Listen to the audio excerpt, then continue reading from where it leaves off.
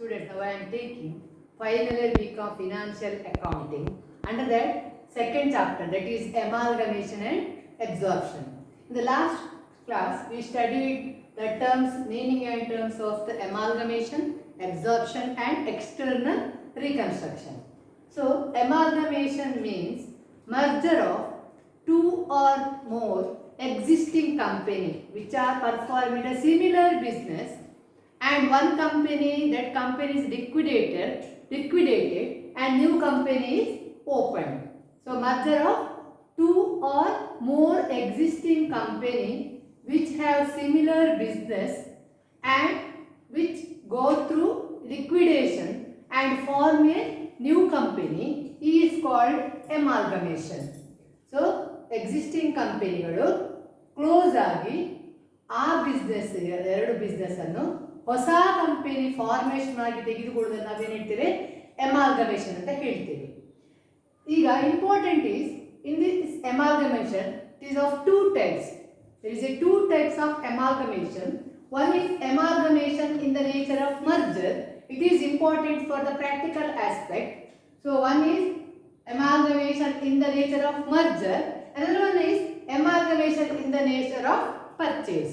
So two types idu untu merger alli, amalgamation alli. Ondu amalgamation in the nature of merger anta, innondu amalgamation in the nature of purchase anta. So what do you mean by amalgamation in the nature of merger? If any amalgamation is called as amalgamation in merger, then it which satisfy the following 5 conditions. So ಈ 5 conditions ಇದೆ, ಇದು important 5 condition. ಈ condition ಅನ್ನು satisfy ಮಾಡಿದ್ರೆ ಅದು amalgamation in the nature of merger ಅಂತ ಆಯಿತು. So there is no particular meaning of amalgamation in the nature of merger. Instead of that, it should satisfy the 5 conditions mentioned here. If it is if that company satisfy these 5 conditions, then it is called as amalgamation in the nature of merger. So we can see the 5 conditions. First one is all the assets and liabilities of the transferor company becomes the assets and liabilities of the transferee company. So for example, A company and B companies are both existing company which are liquidated and new companies formed. For example, it is a C Limited. So in the first case, all the assets and liabilities of this transferor, this A and B is called as transferor because they transfers their business, that is assets and liabilities, to the C company. So this is called as transferor company. And this is C, was new company is called as transferee company. ಯಾವ company ತನ್ನ assets and liabilities ಅನ್ನು transfer ಮಾಡ್ತದ ಅದನ್ನು ನಾವು transferor company ಅಂತ ಹೇಳ್ತೇವೆ. ಅದನ್ನು ತಕ್ಕೊಂಡು ಯಾವುದು ಕಂಪನಿ ನ್ಯೂ ಕಂಪನಿ ಫಾರ್ಮೇಷನ್ ಆಗ್ತದ ಆ ನ್ಯೂ ಕಂಪನಿ ನಾವು ಟ್ರಾನ್ಸ್ಫರಿ ಅಂತ ಹೇಳ್ತೇವೆ, ಟ್ರಾನ್ಸ್ಫರಿ ಅಂತ ಕಂಪನಿ ಅಂತ ಹೇಳ್ತೇವೆ.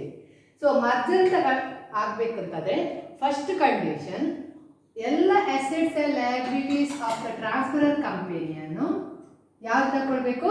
ಟ್ರಾನ್ಸ್ಫರಿ ಕಂಪನಿ ತಗೊಳ್ಬೇಕು.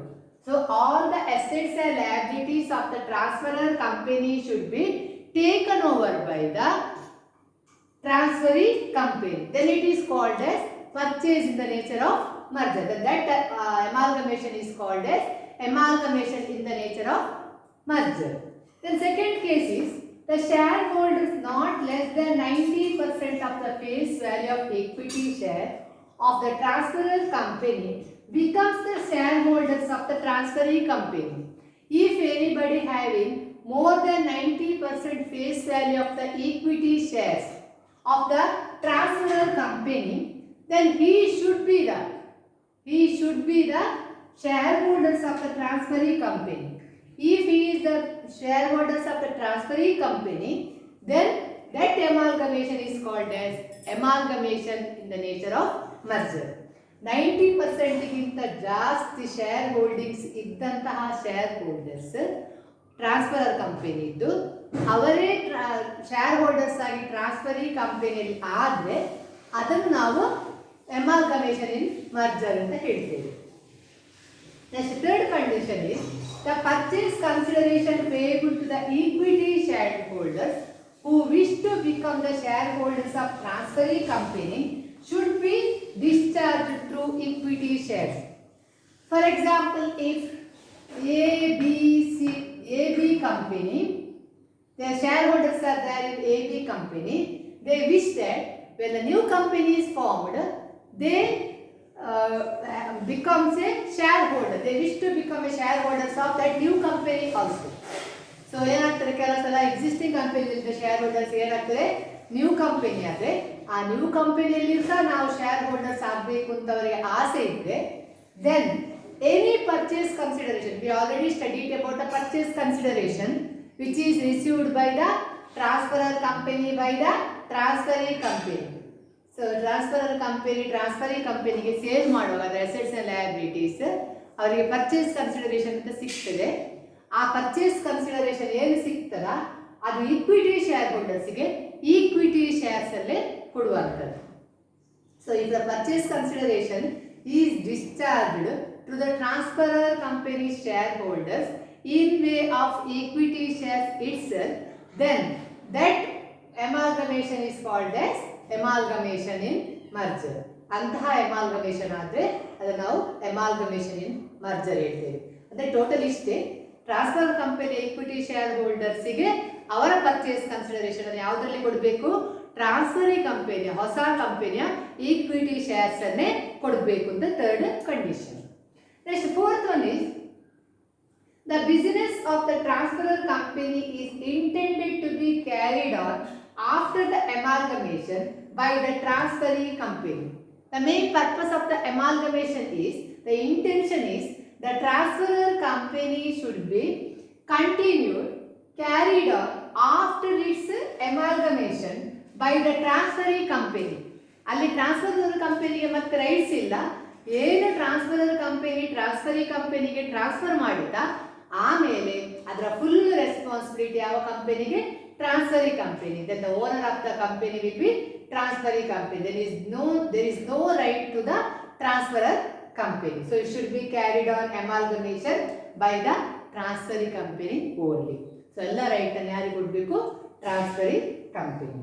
The last condition is no adjustment is made by the book value of the assets and liabilities transferred when they incorporated in the financial account. So when the book value of the assets and liabilities should not be changed by the transferee company when that assets and liabilities are shown in the financial statements. Once the assets and liabilities are shown in the financial statement of the transferee company, then that book value of the asset should not be changed. ಒಮ್ಮೆ ನೀವು revised balance sheet ಅಲ್ಲಿ ಏನು value ಅನ್ನು ತೋರಿಸ್ತೀರಿ asset ಮತ್ತು liabilities ಇದು, ಆಮೇಲೆ ಆ assets and liabilities value ಅನ್ನು ಚೇಂಜ್ ಮಾಡಲಿಕ್ಕೆ ಇಲ್ಲ. So if it is like that then only it is called as amalgamation in the nature of merger. ಹಾಗೆ ಮಾಡಿದ್ರೆ ಅದನ್ನು ನಾವು amalgamation in the nature of purchase ಅಂತ ಹೇಳ್ತೇವೆ. So if it satisfies, any amalgamation satisfies these 5 conditions mentioned here, then that type of amalgamation is called as amalgamation in the nature of merger.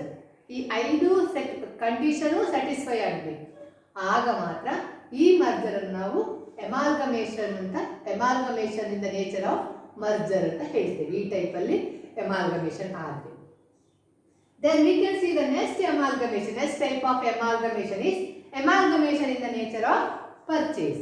If any one or more of the conditions is not satisfied during the amalgamation, then it is called as amalgamation in the nature of purchase.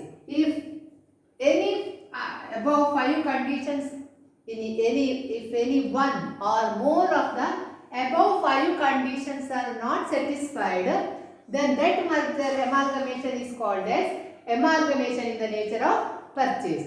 ಈ ಮೇಲೆ ಕೊಟ್ಟ 5 condition ಅಲ್ಲಿ ಒಂದು condition ಅಥವಾ ಒಂದಕ್ಕಿಂತ ಜಾಸ್ತಿ condition satisfy ಆಗಿಲ್ಲ ಅಂತಾದ್ರೆ ಆಗ ನಾವು ಆ ಅಮಾಲ್ಗಮೇಷನ್ ಅನ್ನು amalgamation in the nature of purchase ಅಂತ ಹೇಳ್ತೀವಿ. ಸೊ ಅದರಿಂದಾಗಿ ಈ 5 ಕಂಡೀಷನ್ ಇಂಪಾರ್ಟೆಂಟ್ ಮರ್ಜರಿಗೆ. ಈ 5 ಕಂಡೀಷನ್ ಸ್ಯಾಟಿಸ್ಫೈ ಆಗದಿದ್ರೆ ಅದು amalgamation in the nature of purchase ಅಂತ ಆಗ್ತದೆ. ಇದನ್ನು ಇವತ್ತು ಸ್ಟಡಿ ಮಾಡಿದ್ದೇವೆ. ನೆಕ್ಸ್ಟ್ ಕ್ಲಾಸಲ್ಲಿ what is the difference between amalgamation in the nature of merger ಮತ್ತು amalgamation in the nature of purchase ನೋಡುವ, ಹಾಗಾದ್ರೆ ಕರೆಕ್ಟ್ ಆಗಿ ಅರ್ಥ ಆಗ್ತದೆ. So with this we can end this concept. Thank you.